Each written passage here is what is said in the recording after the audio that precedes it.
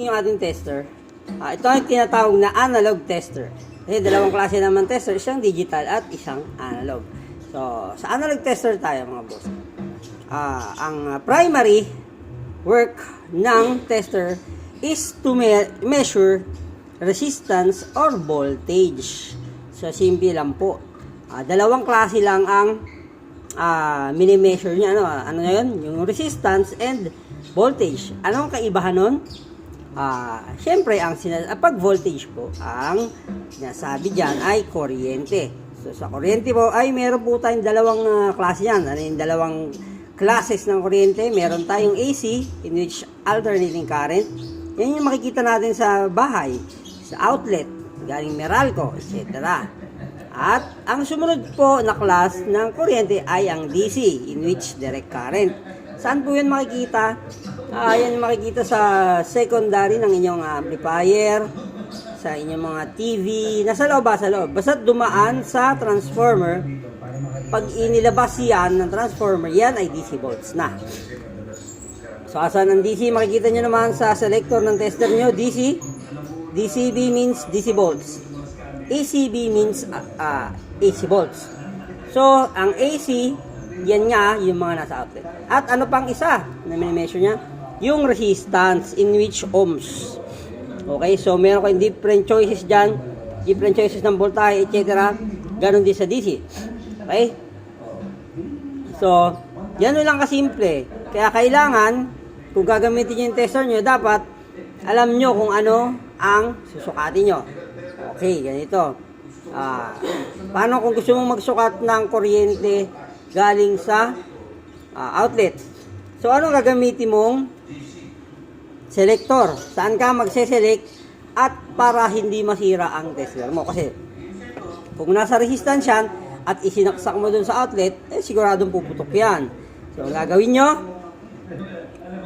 so, pag galing sa outlet ang susukat nyo, gusto nyo matesting kung ano yung malabas ng kuryente. So, ano ang pipiliin yung selector? Siyempre po, since ang AC, ay yun nga, yung galing ng outlet, Meralco, etc. Dito kayo sa, sa AC volts. Okay? I-select nyo dun sa AC outlet. Pero, kung hindi kayo sure at hindi kayo technically knowledgeable sa lumalabas na kuryente dyan sa outlet na yan, pero sigurado naman kayong AC dahil nga galing sa outlet, kailangan i-select nyo na sa pinakamataas na voltahe na kaya ng tester niyo. So, in which dito, meron tayong 1,000 volts. Teka. Okay. Ang labo ng camera ko. Meron tayong 1,000 volts na selector dyan. Pwede mo nang isaksak yung pointer mo. Ay, pointer, sorry. Yung ang tawag dito, nakalimutan ko pa. Basta yung kamay ng tester mo. Nakalimutan ko pa yung tawag eh. Yan, isasaksak mo sa magkabilang dulo ay sa magkabilang socket ng outlet mo. So, para sigurado ka hindi pumutok o sumabog ang tester mo, ilagay mo sa 1,000 volts. Mababasa mo naman yan eh. So, makikita nyo dyan sa panel niya kung ilan ang papaluin. No? So, since nasa 1,000 ka, dito ka tumingin sa baba, mababasa mo naman yan. Ganun lang. Pagka gusto mo mag-test ng kuryente galing sa outlet. AC volts at lagi niyong tatandaan sa mataas na kayong voltahe na mariresist or kayang sukatin ng tester nyo. Yan ang po simple ha mga bossing. Huwag kayo magsukat na porkit sabi nyo 200, 220 volts ang galing Meralco etc. Magaling kayo sa 220 paano kung biglang mag-fluctuate yan? Hindi sabog ang tester. Okay, yan lang. So dito tayo sa pangalawang agad para mabilis. Kung magtitest ka naman ng voltahe galing sa ampli mo or yung sa loob, yung nilabas na ng transformer mo, so dito ka sa DC volts. Diba? Or kung gusto mag-testing ng kuryente ng battery, AAA, AA, etc., dito ka lang sa DC. So, hindi naman yan komplikado. Kasi alam mo na, halimbawa, battery sukati mo, gusto mong malaman kung may charge pa. Ang AAA and AA 1.5 isa yan. So, dapat alam mo na, dito ka na lang sa 2.5 DC volts. Kung AA, AAA, etc., yung sumusukatin. Ano po, kung gusto mo naman sumukat ng mga 9 volts battery, dito ka sa 10 volts. Bakit hindi komplikado masyado doon sa mga battery? Kasi meron yung appropriate voltage output. Imposible naman maglabas yung AAA or AA battery ng 5 volts. Since 1.5 volts lang yan per battery. Gaya ng 9 volts, siguro papalo 9.3, 9.4. Hindi na yan delikado sa ating mga tester. Okay? So, ganun lang din. Kailangan din po ay alam ninyo ang susukatin ninyo kung ano pa yan. Kung gaano man yan kalaki, gaano man ganito, amperahe, etc. Dapat po is, lagi kayo magbabasa. Kung hindi kayo sigurado sa voltahe niyan, halimbawa, yung walang mga label na nakalagay, pero maliliit. So, wag pa rin kayong ma-relax na ganun lang yan. Hindi. Hindi kayo sigurado, taasan nyo na yung voltahe para papalo naman yan doon sa specific voltage na inilalabas ng baterya. Yan lang po kasimple ha. Basta kung hindi kayo sigurado, kung bagay unmarked ka battery or unmarked ganito ang susukatin ninyo, wag kayong maging relax. Yan. Pag DC volts, battery, etc., galing transformer, etc., DC volts tayo. Okay? O, dun tayo sa last.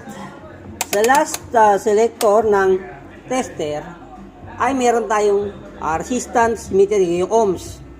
Sinusukat niyan yung ohms ng resistance ng isang, halimbawa speaker, halimbawa continuity. Ano ibig sabihin ng continuity? Kung nagko-connect yung dulo ng specific na sinusukat niyo sa kabilang dulo niya, yun ang resistance.